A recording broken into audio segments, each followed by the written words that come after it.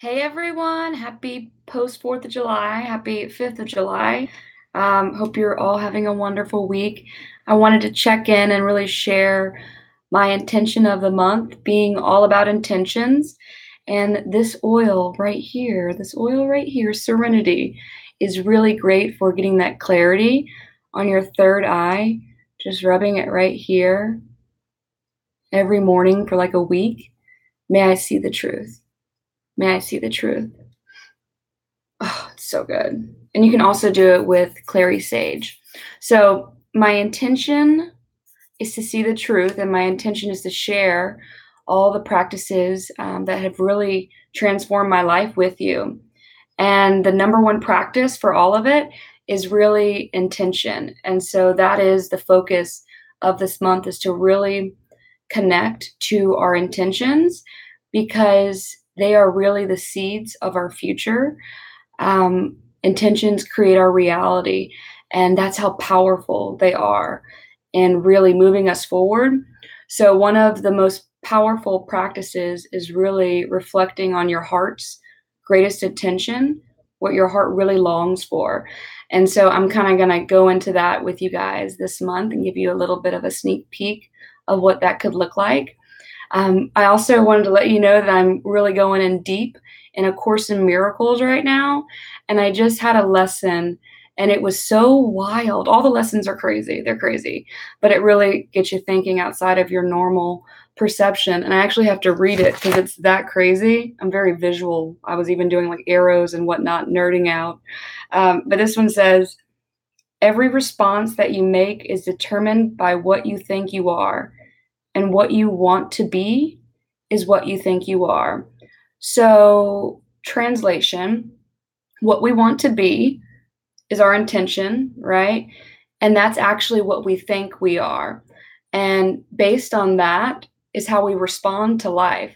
So, knowing what we want to be, knowing our greatest intention, our truth, we're able to really transform our reality and create the best life for ourselves. So if we don't know what we want to be, if we don't know like what's really in our hearts, how can we really commit and go forward and move forward with this love and this faith that we all seek?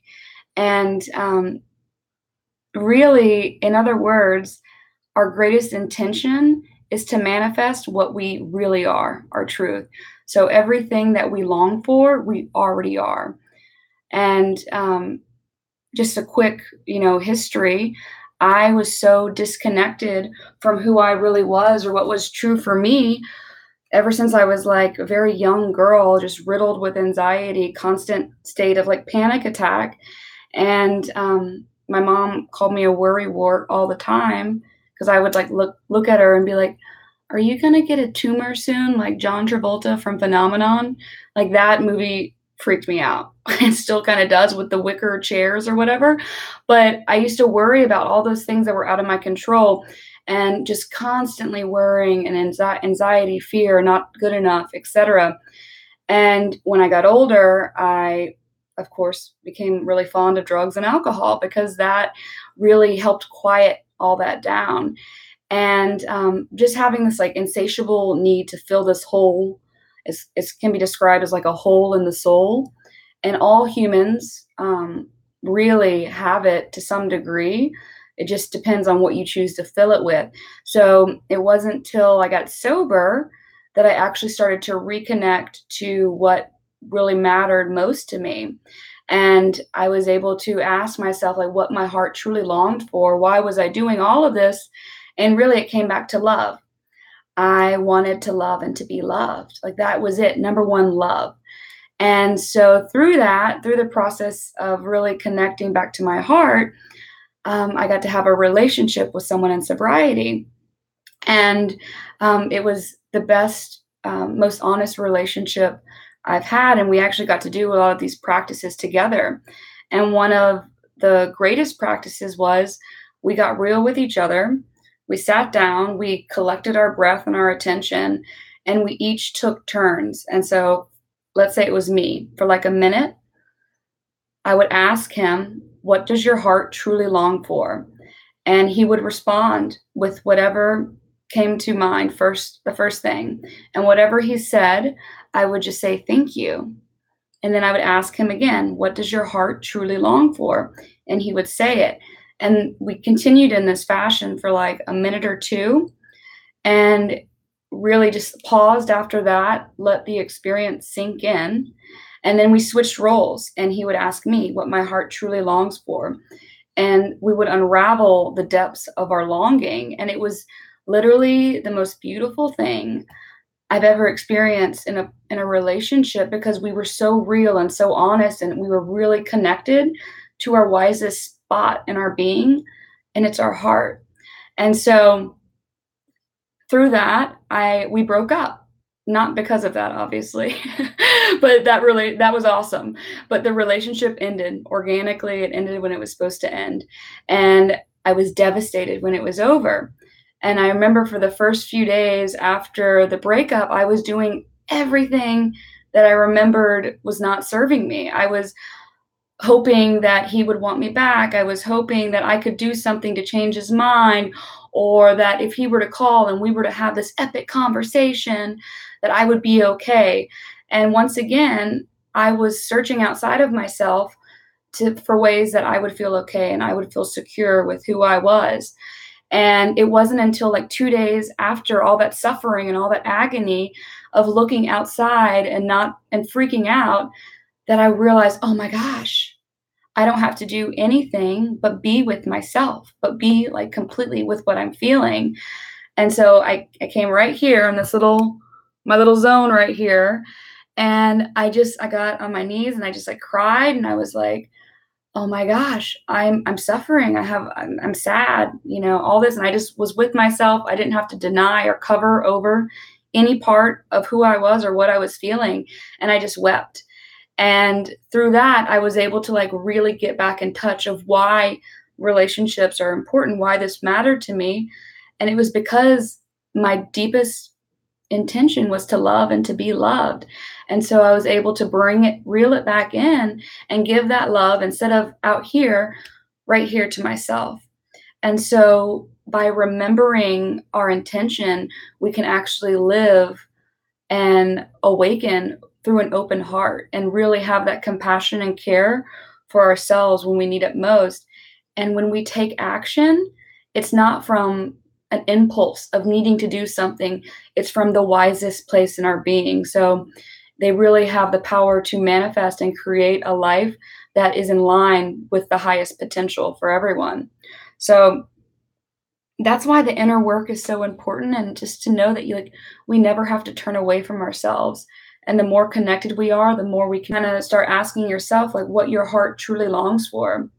So you can check it even for like a meditation practice, it could be very helpful. Kind of start asking yourself like what your heart truly longs for. So you can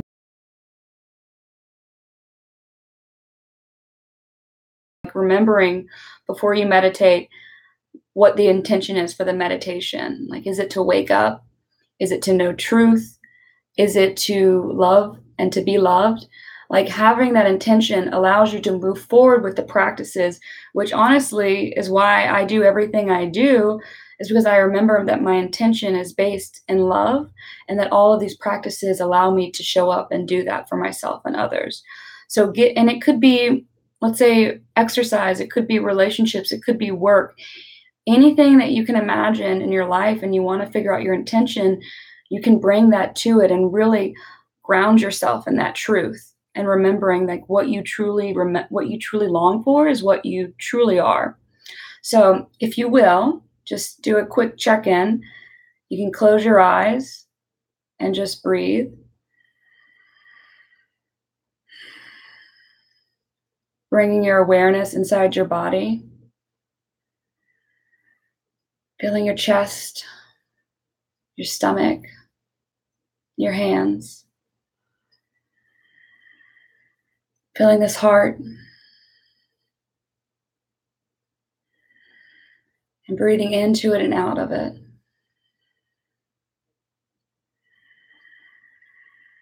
And just be with it.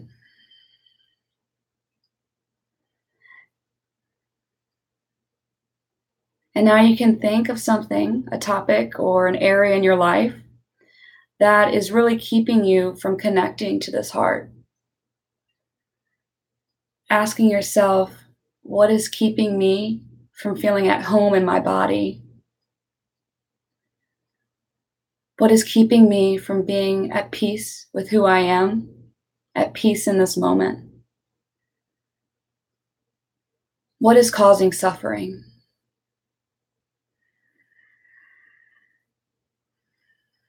And just see what comes up for you. Maybe it's a specific area, a relationship, maybe it's finances, maybe it's, health issues, whatever it is. And see where you feel it most in your body. Could be your chest, your throat, your forehead. And just inhabit what the suffering feels like with you right here.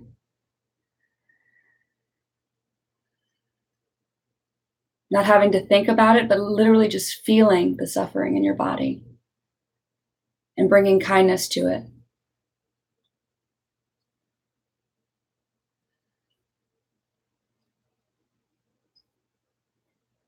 And once you've really embodied this experience and this suffering, asking yourself, what does my heart truly long for? What does my heart truly long for? What matters most to me? And just seeing what comes up with a friendly attention. Perhaps it's to be loved, to be in a relationship, to be secure, to feel connected, to feel safe. And whatever it is, just say yes to it. It helps me when I bring my hand to my heart, or even I'll just hug myself and just be like, yes, this too. This belongs. You belong.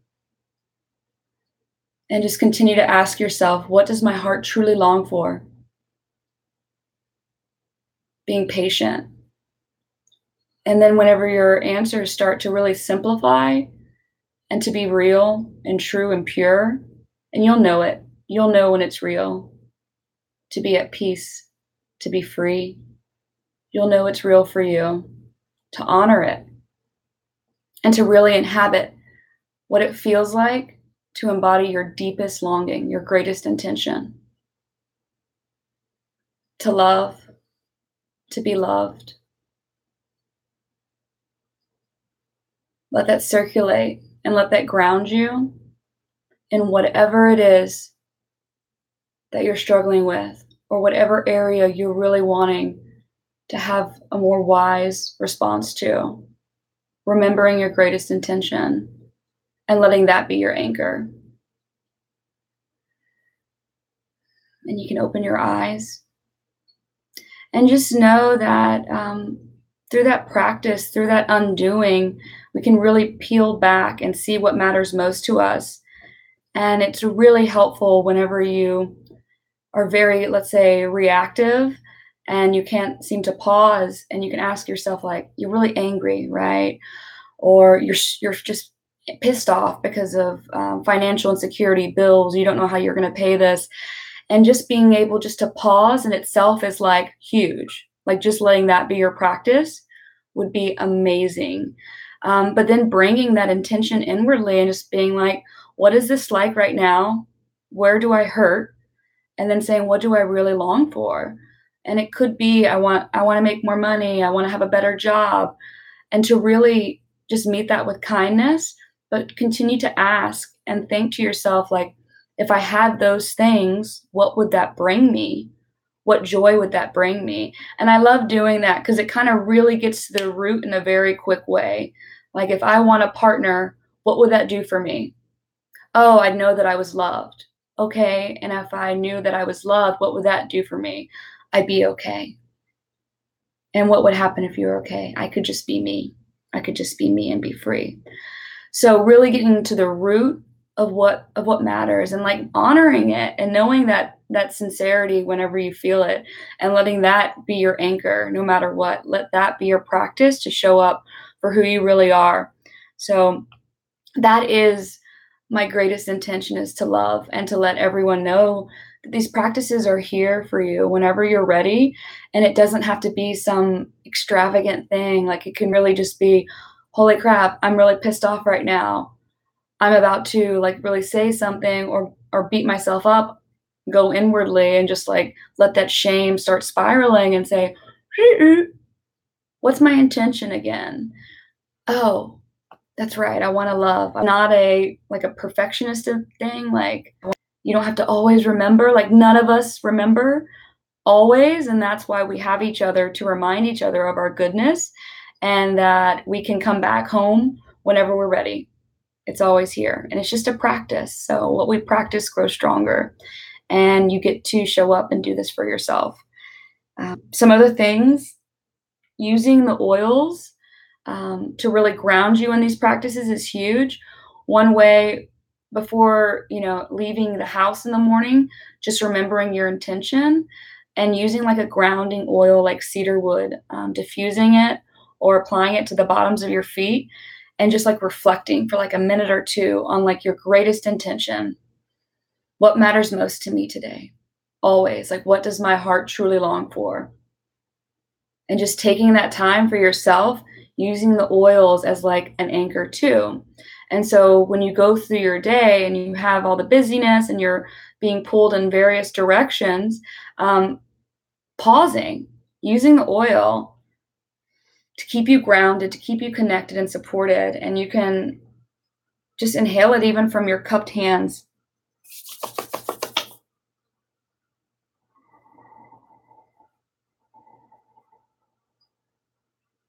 And allowing that oil to bring that memory back to your practice in the morning. Oh, yeah. To love and to be loved, to be free, to be me. That's my intention. And like, I notice this whenever I stop and force myself to pause, because it goes against the wiring. Like, when we're activated and we're doing things and we want to do more, like, we're not going to have instant peace. It just doesn't work that way. We have to undo and be kind and have patience. And so like, just the forcing of the pause in itself is huge. And like, having the oil be your anchor, reminding you of what it's about, but also like noticing with curiosity, like, oh my gosh, I so don't want to be doing this right now. And I'm angry by not doing this, I'm missing out. And just seeing that commentary and saying, oh yeah, but this is what matters most to me, because I really long for this. And I choose to show up and to love me. And like, I'm doing this for me. I choose to slow down because I choose to be me. And that's what it's about, like a choice that we have. And by slowing down, we experience so much more. So you all deserve that. Seriously, thank you. A few other things I wanted to tell you about. If you don't have access to your oils and you would like to have a wholesale account, this month they have a really sweet deal. If you get your own wholesale account, you get a free wild orange, which is amazing. It's one of my favorite things to put in the diffuser when I'm meditating with frankincense and clary sage. It's really an awesome meditation intention setting blend. But you get a free wild orange and you get a free copaiba, which is like all things nervous system chill. So I love copaiba. It is like one of those like CB receptors. I don't know. It's like the non-psychoactive version of CBD oils. So you get all the benefits without the mind alteration, which is great if you're trying to really make mindfulness and meditation a part of your path. So copaiba and wild orange you get free with qualifying orders this month. So message me directly and I'll show you how to do that. And I really describe what getting your wholesale account is like getting a membership to Costco, but instead of having a warehouse full of like food to feed a family of 5, or one, because I go and I just get a whole bunch of like avocados and I'm eating avocados for a week. But if you go, it's like a warehouse full of oils that you get at discounted prices, and you get me as your guide and a whole bunch of other cool stuff. So message me for that. And also I shared the diffuser blend was awesome, and also continue the practice with the clary sage and the serenity on your third eye. And also some really cool things. Last month I did the workshop at Romney with the full moon meditation and essential oils and energy clearing, and it was epic. And we're having the next one this month at the end of the month on the 26th. So you can click the link in the newsletter or message me directly. I'll send you the link to sign up for that. And also, it's the day before Mars goes in retrograde, which I'm not an astrology expert by any means, but I know that shit gets real during that time. So it's the perfect time to like really check in and clear out all that stuff that's no longer serving you. So message me with any questions, and I am sending you all so much love. May you remember your greatest intention, and may you all be free. Namaste. Bye, boos.